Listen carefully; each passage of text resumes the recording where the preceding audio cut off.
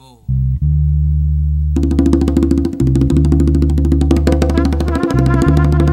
Color me red. Color me red. Chair red. Yeah, man, you heard what I said. I haven't lost my head. Socialism is far from dead, and the blood has already been bled. So color me red like the Red Prophet check. Color me red. For socialism is alive and thrives in Cuba. The shining light survives in the Caribbean, outliving the legacy of Hoover, McCarthy, and Russia. Socialism isn't dead. For as long as there's a need to impede this capitalist stampede, socialism will be there for sort of share. Yes indeed, yes indeed. So you can color me red, color me red. You can call the feds, color me red. But I must admit that I'm a communist and attempt to manifest the ideals of community, the love of true democracy and unity that can only come from a communal type of society. So color me red like the Red Prophet check. Color me red, color me red.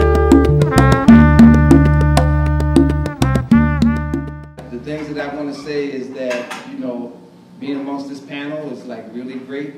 It is really an honor for me to be amongst them. And when I say I'm the youngest, I do tend to be the youngest of those of us who came from the 60s.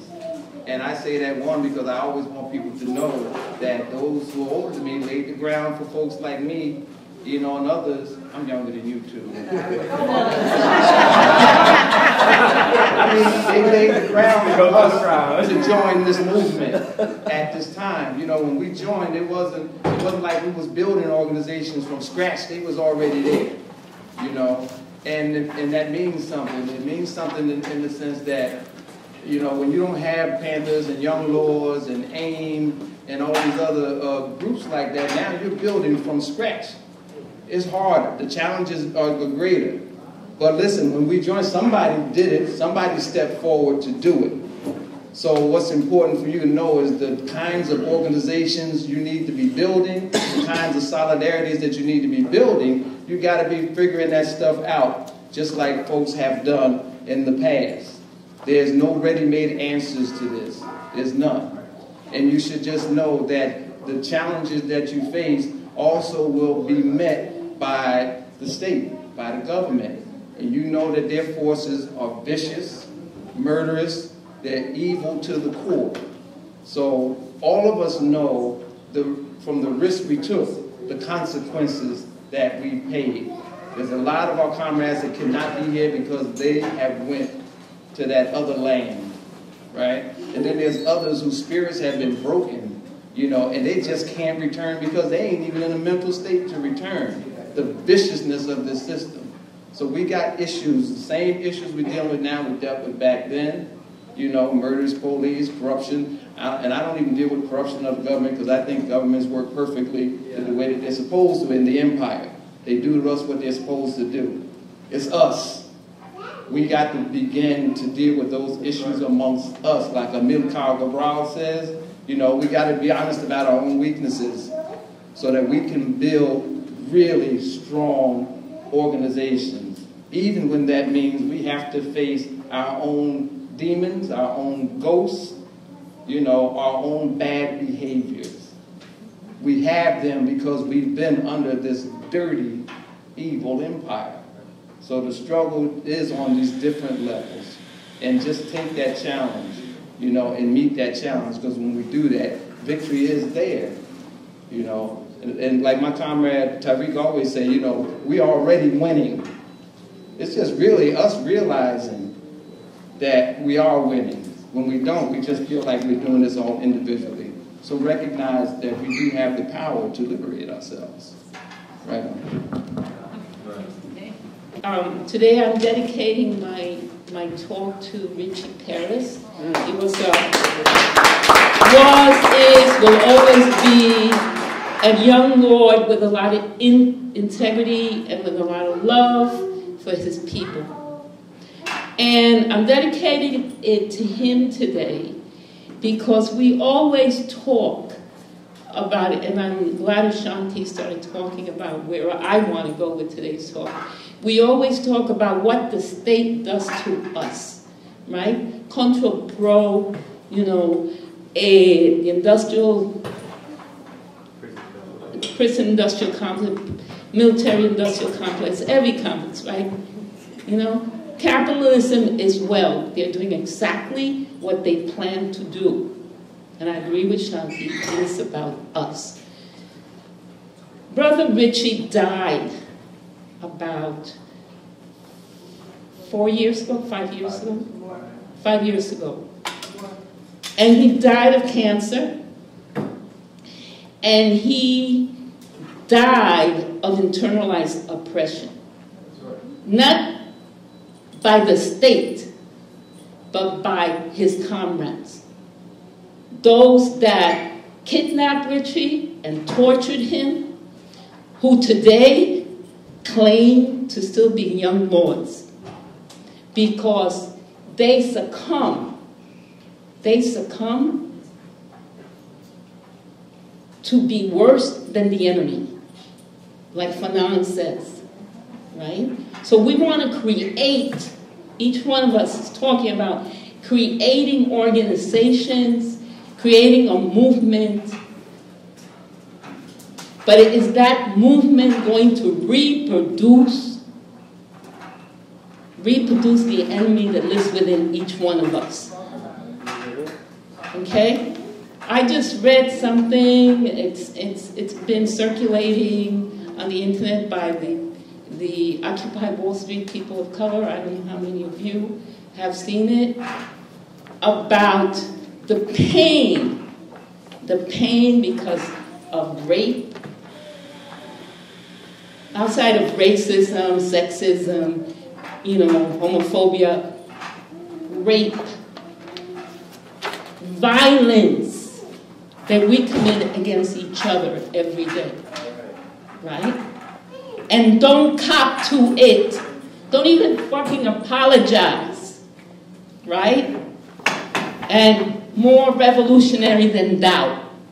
Come mierdas. Okay? As you see, I am outraged on that, right? So I took the opportunity to talk about this because nobody talks about this. So I want you to look about who have you hurt lately? You know, what do you have to heal in this movement? Because I've been working that all my life with people who have hurt me, right?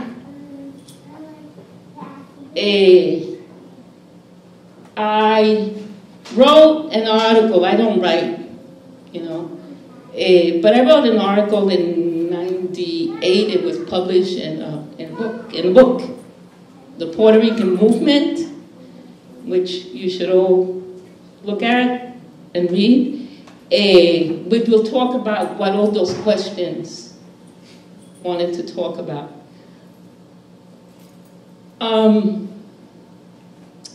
And it was basically about my history and my development and my vision and my growth and me being in Puerto Rican organizations and doing work around prisoners, around women, housing, education, health, you name it, I've done it in the streets of New York City.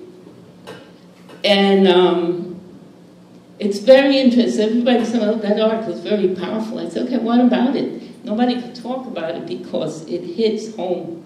It hits home real powerfully. So I invite you to read that so you know a little bit more about me.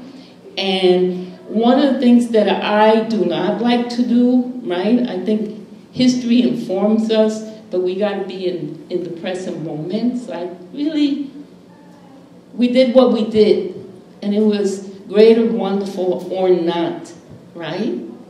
And I'm more interested in what we're doing today and how history will inform us in this period.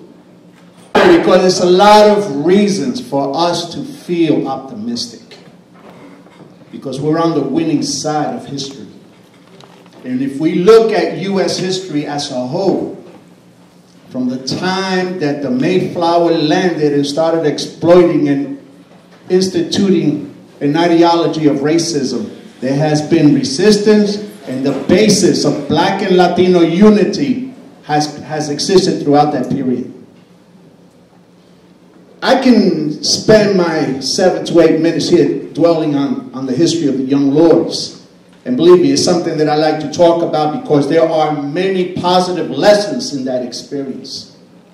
Men and women who actually, and with all odds, challenged a very powerful and a very organized and vicious system.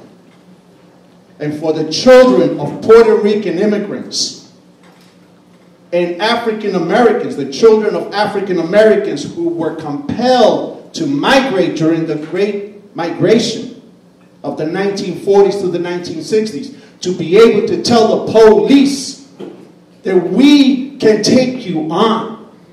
That is something for us to feel very proud and feel very optimistic about. I like to point out certain examples of Black and Latino unity because we can get into the Black Panther Party and the Young Lords, but it didn't begin there. Let's look at those Chicanos and African Americans in Ludlow, Colorado, coal miners, who repelled the U.S. military with guns when Rockefeller chose to send the U.S. Army to suppress a labor strike there. Let's look at the affinities that the Marcus Garvey movement had with Puerto Rican independence. When Marcus Garvey traveled to Puerto Rico and began having discussions between the African American struggle here and the Black diaspora, the issues of the Black diaspora in Puerto Rico. Let's look at Paul Robeson, who traveled all over the United States and called for a moment of silence in order to discuss the plight of the Puerto Rican people and the incarceration of Pedro Albizu Campos. We can go on giving, in Schomburg. Let's not forget Schomburg, who was a member of the revolutionary committees in Puerto Rico and came here to be one of the greatest scholars of African American history. And let's, for those who are mistaken, Puerto Rico is part of the African diaspora. Let's not forget that. Our struggles are intertwined. So in the 1960s, when the Young Lords came about, it became natural for there to be an affinity between the revolutionaries' instincts of two oppressed nationalities. And it became no wonder that inside of these movements, inside of the Young Lords, of course there was internal issues. This is a sick society and we grow up in it. Now, what is it that repels the backwardness that holds us back? Some of the things that Sister Esperanza mentioned is the fight. When we are engaged in revolutionary struggle is when the most positive ideas come to the fore. The Cuban Revolution understood that male supremacy can be repressed if men were trained to respect sisters and take their leadership. And of course, in the Chinese experience, men who abused women were dealt with accordingly. And that is how we have to deal with some of the other features of what holds us back, what has held the struggle back in this country. There are internal issues, no one disputes that. But where did it originate? It originated from a society that needs an ideology in order to justify its existence. Capitalism cannot exist without racism. Capitalism cannot exist without homophobia and the feelings of male domination. These are things that we can eliminate But first and foremost, we have to look to that glorious day when we overthrow capitalism in the United States. That will be the way that we will be able to not only destroy the system, but to destroy the ideology that holds us in bondage and divided. Thank you. All power to the people. Really an honor for me to be on the stage with these people for any number of reasons. Because we did work together for the past 45 years, number one, and we're still here. Because that I know these people's practice, and they know my practice. And that makes a great deal of difference, how you function on a day-to-day basis, how real you are, how humane you are, how much you love your brothers and sisters, and how much you recognize that in order to be sacrificing at the level that we all are sacrificing now, you have to love your people. And your people cannot be just the Puerto Ricans, or just the Dominicans, or just the Mexicans, or just the African Americans, or just the Asians.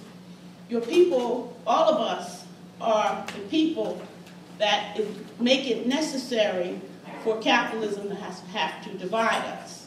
In other words, what people have been saying before, and I want to reiterate, is that in order for us to fight for the things that we deserve as human beings, the major struggle that we have to have is that of the ability to unite with everybody else who is not receiving what we need to receive as human beings. That's pretty basic. Can everybody understand what I said? Yes.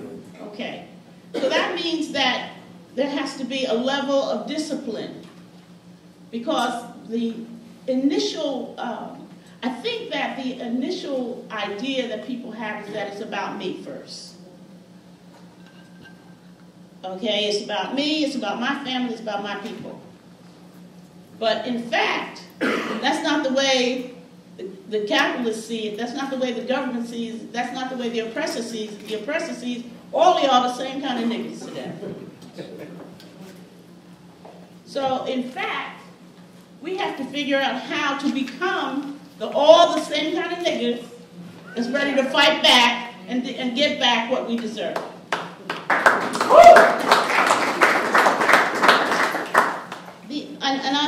I have so many questions for the young people. I got questions for y'all, and I really, that's the major thing that I want to do, is ask you some questions. The discipline that it takes and the sacrifice that it takes. We should not make you believe that this was fun, or that it was easy. There was some fun times, or that it was easy, or that we came out of this unscathed. We all came out with some tremendously painful elements, and we are all scarred. We're all very painfully scarred. And you should ask us about that. But the sacrifice that we made, I believe, is a wonderful thing when I can look and say I sacrificed many, many things, and I can look out and see a group of people like this that are willing to make that next sacrifice in the next generation. And that's what it's really about. I know it's difficult. I know people are like, oh, well, we're really going to have to sacrifice. Yes, look at the political prisoners. The fact that we're out here still talking to you means that we didn't get caught up the same way that our political prisoners have. We have a tremendous responsibility to fight for their freedom, because they're the ones that gave up everything. They sacrificed everything, their entire lives, so that we could be out here doing this. So since I have so many questions, I'm going to stop right now and ask one of the brothers, Brother Amika, has been around here for 31 years. I remember when he was born, actually. And what I'm trying to ask him about, I want him to tell us about, is when he was 3 and 4, he was in the movement. So he understands that, and he saw the dynamic that was taking place among the different groups of people. Because he used to hang out with everybody. So, and then when he went to high school, that's when we worked together even more closely, if you remember. And so I want him to talk about those days. I want him to talk about what you see as the distinctions, the differences between then when you were 3, and then when you were 16 and 17, and now.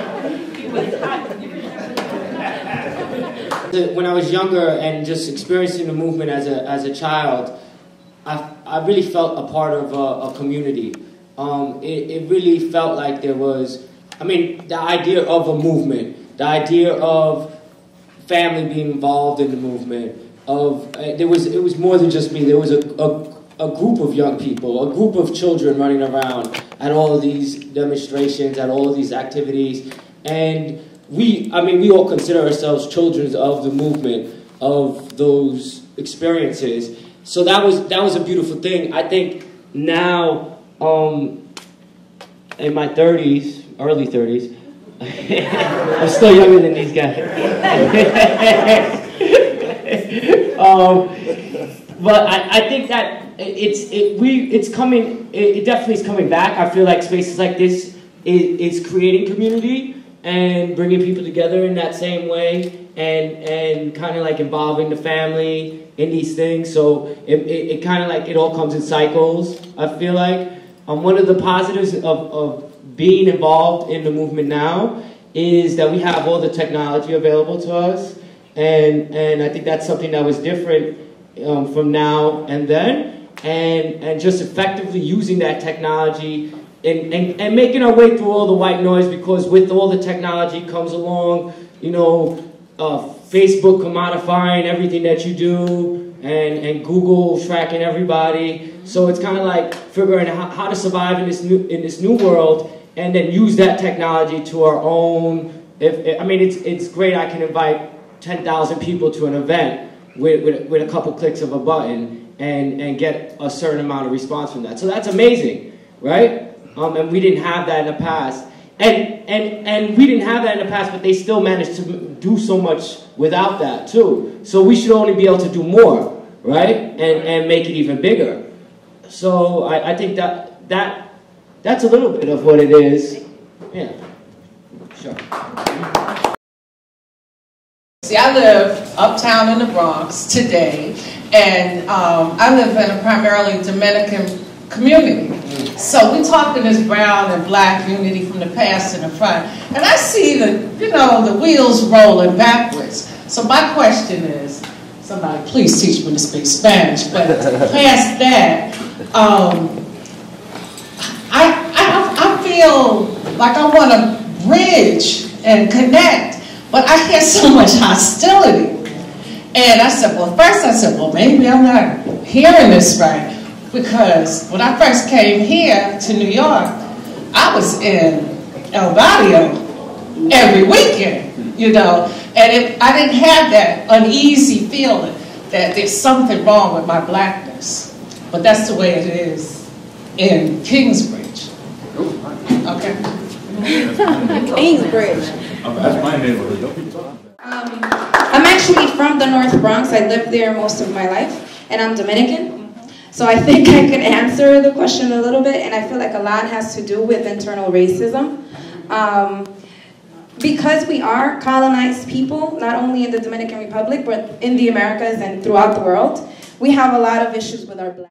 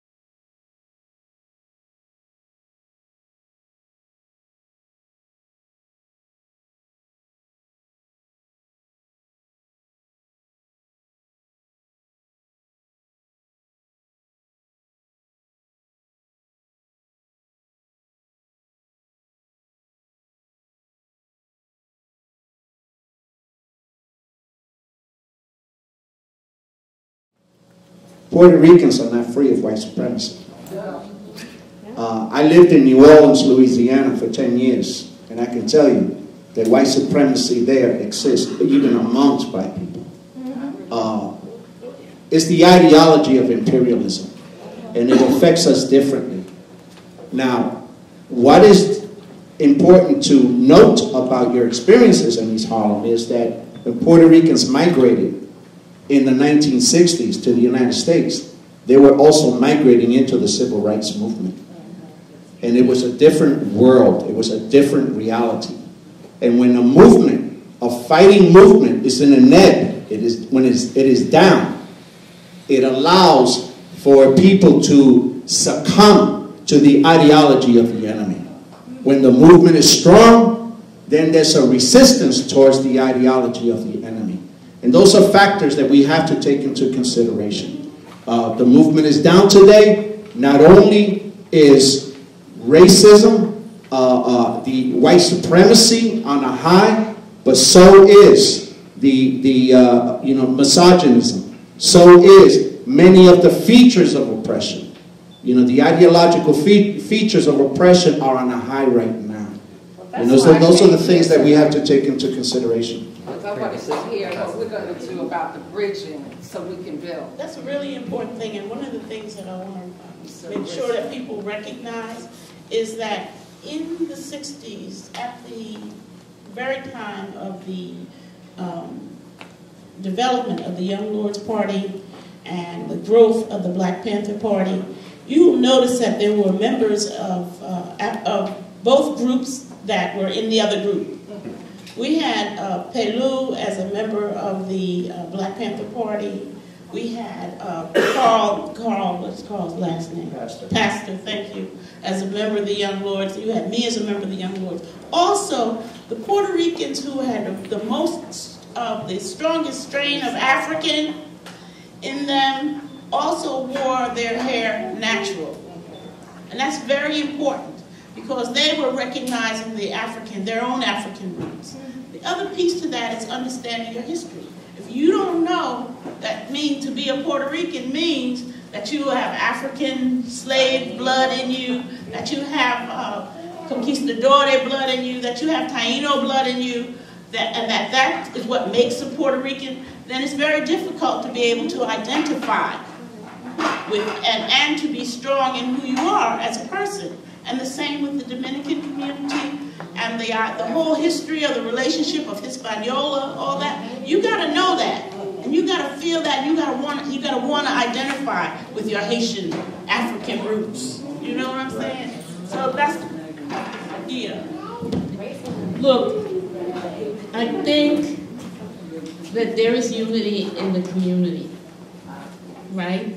When people are shooting dope, right? They're shooting together, okay? When people are getting stoned, they're homeless, when people are in pain, right? There is unity within that. So I always ask what causes the divisions. When kids are in public school, my kids went to public school, right? There was unity in the PTA, right? And we conspired with the kids how to take over the school. We were good, So there is unity. One of the things that I read recently is always doing demographics on Puerto Ricans, because we are a dying peoples, right? Is because we're a colonial people.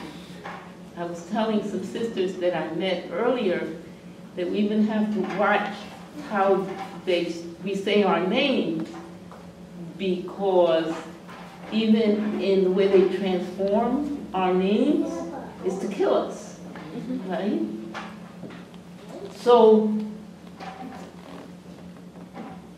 one of the things that we really, really, really have to look is how we forge unity among each other, beyond the pain, right? Day to day. So you're up in the North Bronx and you get Correct. I've been living in Washington Heights for a day. And the Dominicans think that I'm African American until I start speaking Spanish to them. You see? So, and I think, as Claudia said, it's about the internalized suppression, you know, the self-hate that is created. But then is, how do I react to that?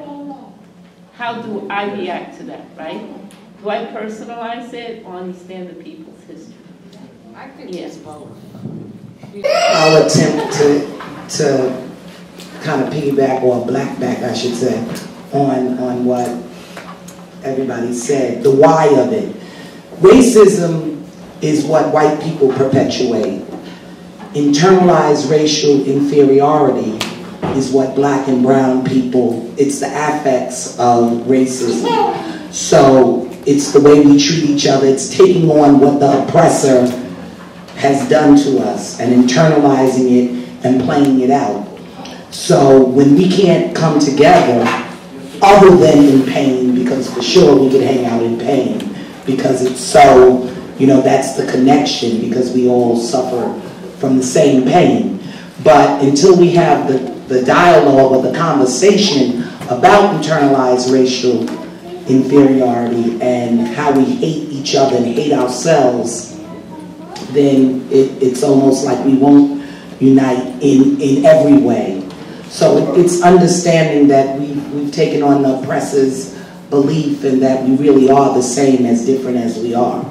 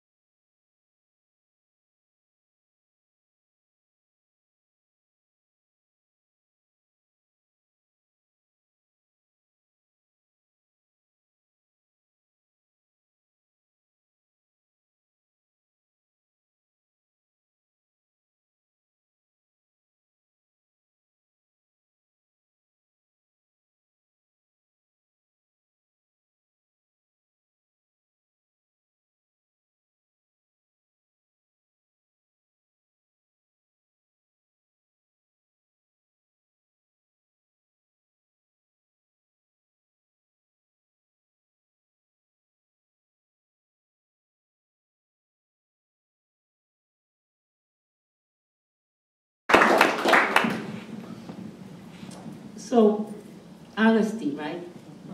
And I just turned 66. Yeah, I've been around for a while. And most people that know me in this movement, everybody say, oh, she's squeaky clean, you know.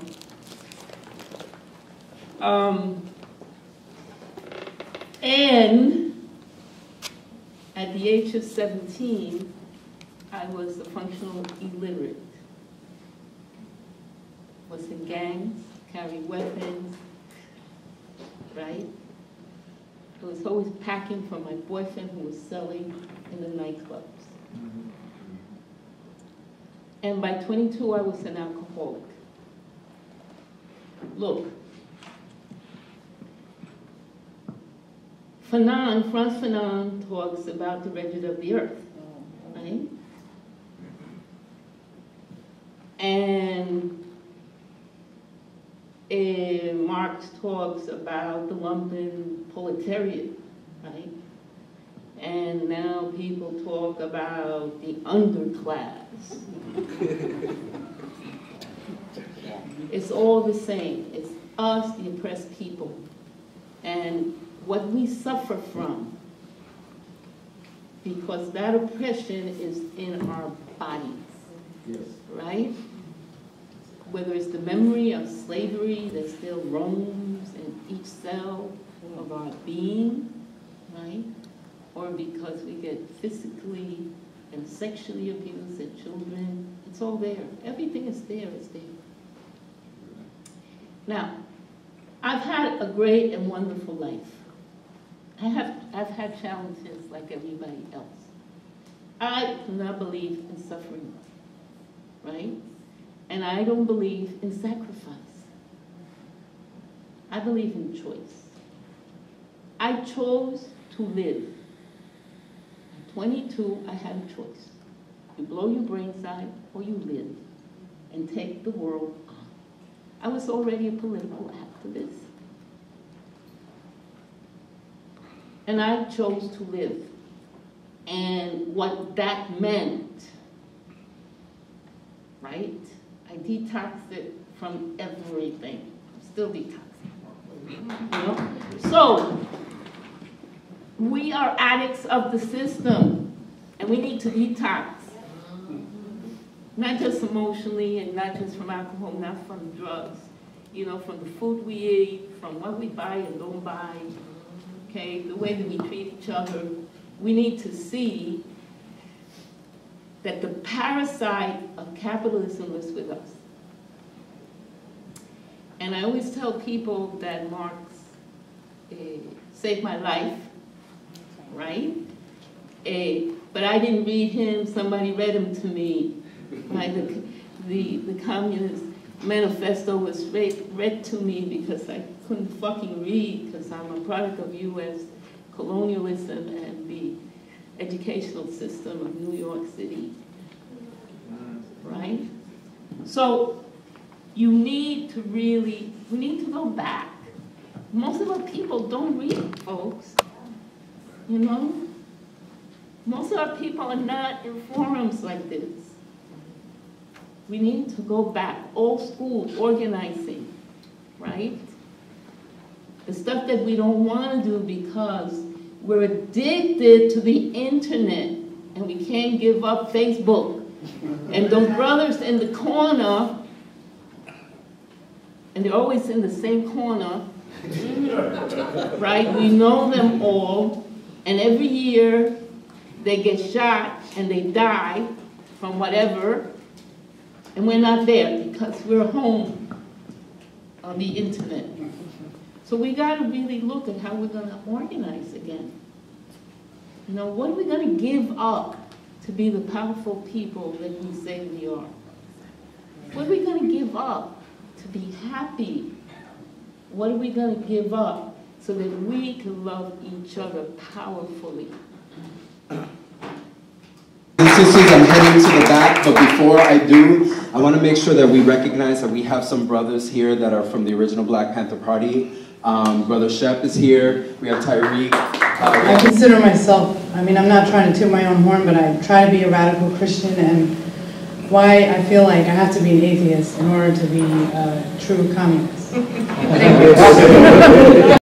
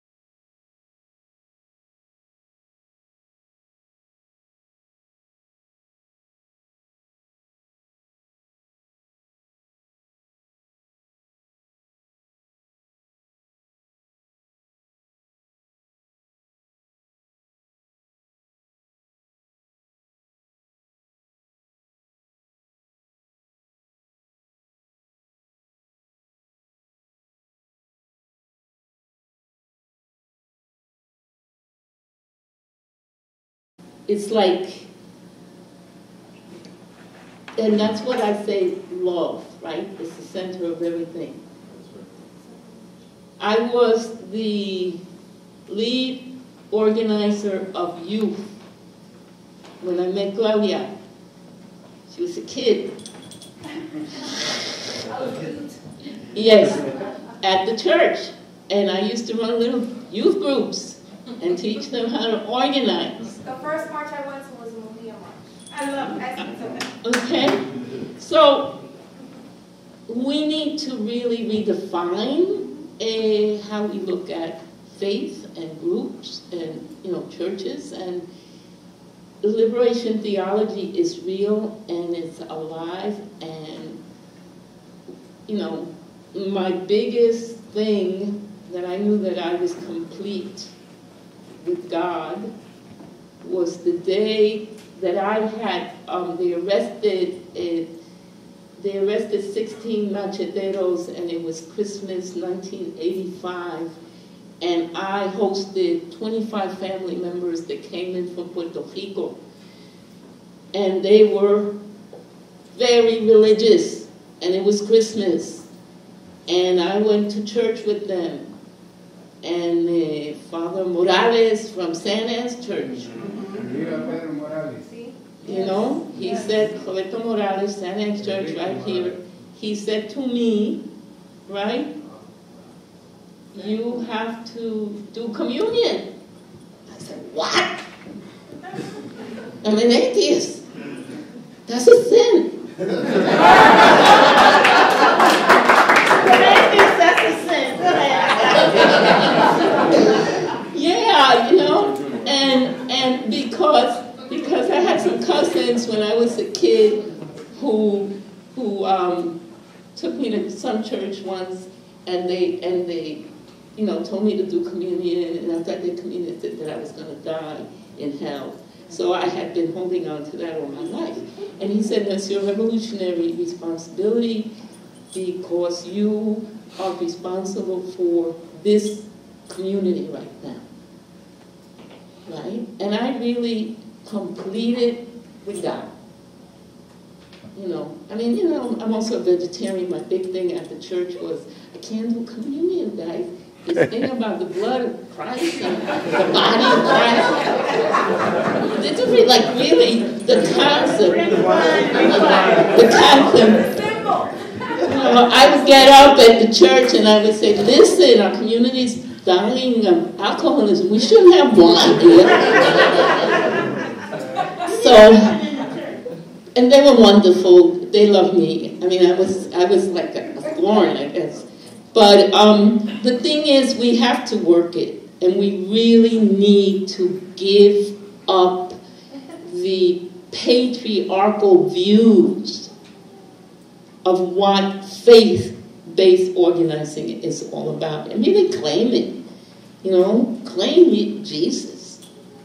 I mean, the guy kick ass. You know, and he fed the masses. Yeah. Also, you know, Jesus was a political prisoner who got, you know, lynched.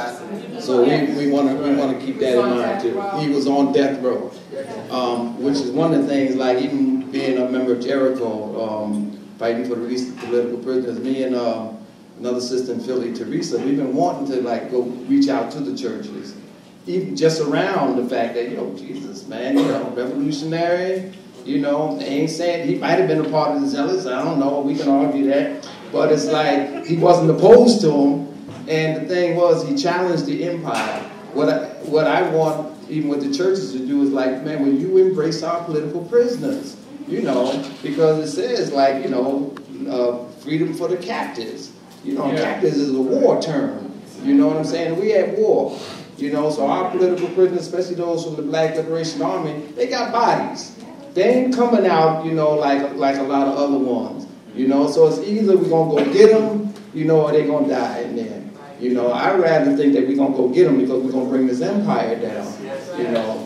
But what I want to really say about the spirituality is you got to remember that even in the Panther Party, and it probably was true in the Young Lords too, there was folks who Marxists, Leninists down, but they were Muslims. The Shakors, the Lamoma Shakors was Muslims, you know. And then you talking about all other kind of people inside the prisons, from them to Shakas and all the other ones that Shaka's generation coming into the Panther Collective. They ain't doing this without spirituality, and they're right, because one of the things that I learned is that with the wear and tear of the struggle and the terror you have to face from this monster, you got to have something to ground you. And that's bigger than you know, that you can like hold on to and help you through this, you know. So I don't worry when Shaka gets locked up. I don't want you to get locked up no more. But he understands that what this struggle is about, you know. So I think it's very important. And I'm reading, me and Pam be doing all this reading liberation theology, or if you want to. And there's churches who operate out of that. They want to be a part of this struggle. They see themselves as a part of it. They see it as their duty. They're like Camilo Torres, the Colombian priest who joined the guerrillas.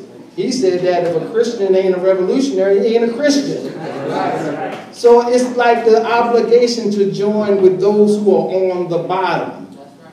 You know, and like I like Cornel West and them because he makes great analysis, but he's so reformist in what he wants to do.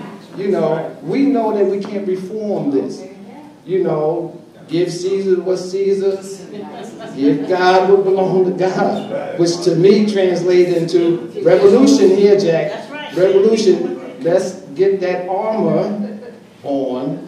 And we know the armor deals with not only the psychological armor. Man, I've been doing so much reading. Oh, the psychological. You don't know what you are. To the guns. And I say that so seriously. From the psychological to the guns, we cannot get around the fact that we got to take this monster down. Take it down. And it ain't going to happen just we're going to share love with them. We got to confront them. We got to go get our political prisoners. Sometimes we got to go back to running the drug dealers out of the community. We got to protect each other. Even deal with rapists in the community and stuff like that. It's hard. We are at war. We are at war. And again, it goes back to the struggle within. We got to deal with our fears of those things we know deep down that we need to be doing. Let's create the space to deal with the fears. I can tell you, and I'm shutting up, but Tariq is my general, you know, Black Liberation Army, operations underground. I'm a young guy. Tariq done been through the streets, the war streets of Brooklyn to the war in Vietnam. Come back to join the Panther Party and to the ranks of the Black Liberation Army. Me, I'm a burglar in Plainfield, New Jersey, doing Panther stuff. But joining the underground, his confidence and expertise is what allowed me to work through my fears to do the things that we had to do even on the underground level. But that spiritual base helped me through that. And then looking at him helped me through that. We have got to get through those blocks that allows us to organize. And it's facing them demons, it's facing them fears. It's all right to be scared. It could just be knocking on your next door neighbor's door and like saying, yo, man, I'm about this. What are you about? Can we sit down and have lunch? So, internet, all that other stuff got its functions. But like Esme said, that face-to-face, that's really where, that's that power to the people. We say it often and often, but it just becomes rhetoric. We are afraid to do it, but that is the key that you can't get around. We can win this. First of all, we have to look at what is religion. I've always been an atheist, and I ain't ashamed to say it. Spirituality existed thousands of years before religion. But we have to, at the same time, put religion in the context of beliefs of different types. Not every atheist is a revolutionary. There are atheists that are revolutionaries, and there are atheists that we're going to have to lock up one day. Okay? Well, the same goes for organized religion. There are those who, as Claudia alluded to, there are those that are revolutionary, and then there are those that practice the highest form of hypocrisy. Because in the end, they preach to Jesus, but are really preaching to capitalism. And those are the ones, you know, that we're going to have to deal with. You know, in any school, in the school of sciences, there was Darwinism. But then something else came at the turn of the previous century. Something called social Darwinism.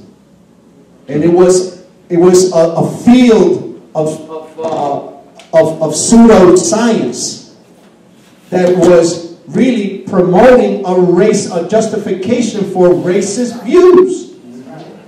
Okay? And the same thing happened with religion. There were doctrines of religion that promoted and defended imperialism, and then there was liberation theology that developed around the same period. There was the counterpole to the use of religion and science in the name of the capitalist oppressors. So when we put religion and analyze it, we have to put it in that context, in the historical context.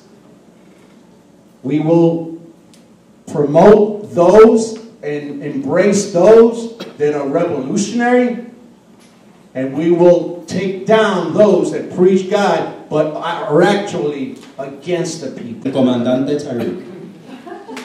Please. As Ashanti said, when I got out of the military, I went and joined the Black Panther Party. And one of the first persons I met while in the Black Panther Party was Ashanti.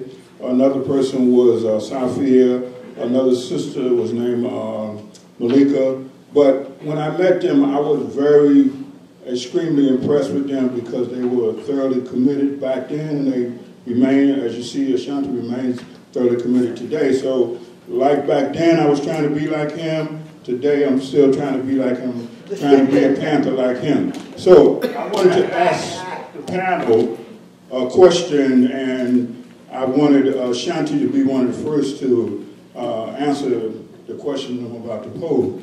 And it goes like this, that we have to be clear about what we're doing. And what we are doing is trying to overthrow this system, this rotten system, and replace it, or we are trying to create a new and better world. Now, at the core of the new and better world is the new and better person. But rather than wait until we overthrow the system, rather than wait until then to begin to create the new and better person, we want to do that now, because the new and better person is a person who find the present system to be unacceptable. So that when we are clear about this, we're going to go out and we're going to try to change the world one person at a time. But we want our first successful example to be ourselves. And we have to be clear. Now, the enemy is clear about what he is doing. As the panelist has pointed out, the enemy is an experienced enemy. The enemy has been waging war, not mainly with outside forces. They have been waging war on their own population. And this is mainly where they have gotten this experience of warfare from, fighting amongst their own population. So we have to be clear about that. And we have to be clear about the enemy has PE sessions and classes. Yeah. So people don't know that they have PE. When I go to welfare, when I went to welfare one time, I was at this session, and the welfare people tell everybody, come in and sit down and say, you people are worthless, you people are drunks, but they are teaching us that we are worthless people. They are very clear about that, because you have to think of yourself as a worthless person. You have to think of yourself as being afraid and indecisive.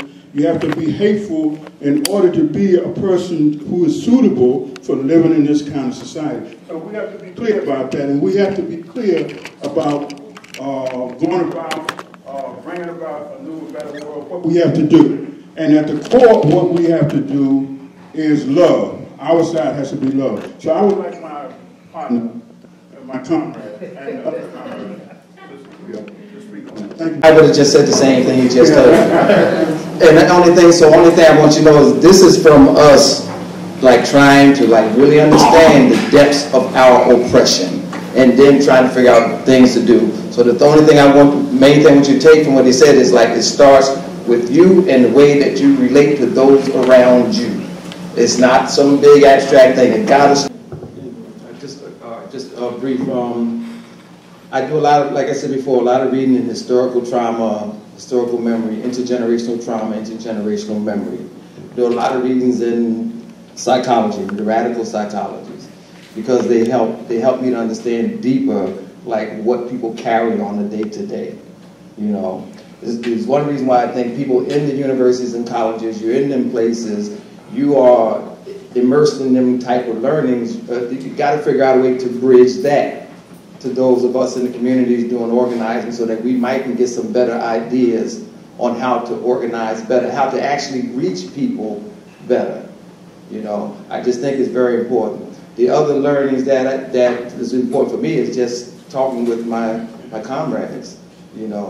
What grounds me, I want to say this before you left, one of the things that has always grounded me through the years, besides like SB grounded me in real radical psychology, like talking with Pam, raising her family, would always ground me in the importance of family in this struggle, which we can kind of put on the backside, and like it's a thing that you got to do, but there ain't no real importance to it. But watching her and watching Janet Searle and others, you realize how important this revolutionary action is in raising families. So it's like listening, like you're listening, you're opening up, you're listening. But you got to do that face to face with people. You really can't do that with the technology. You got to really connect with people. So you do have resources out here like us older folks. And the only other thing I want to add on that is I'm not for older folks being your leaders. I'm like what Esme said, let them be your resource. We are certified crazy. Thank you. We are. But we have a lot to offer. So get it while we're still on this planet. The two questions that you asked, I want to answer both of them briefly. One of the things that's very important is that in the world today is a whole army of people who have made an analysis of the struggle between the people who are in control of the society and have access to all the resources in society in their hands, that little 1%, and the majority of the rest of the society. So you have Gramsci, you have Marx, you have Lenin, you have Engels, you have just an unbelievable number of people who have done this analysis and who you can look to and use as a resource in order to build your own understanding of that relationship, because it's an economic, it's political, and it's social.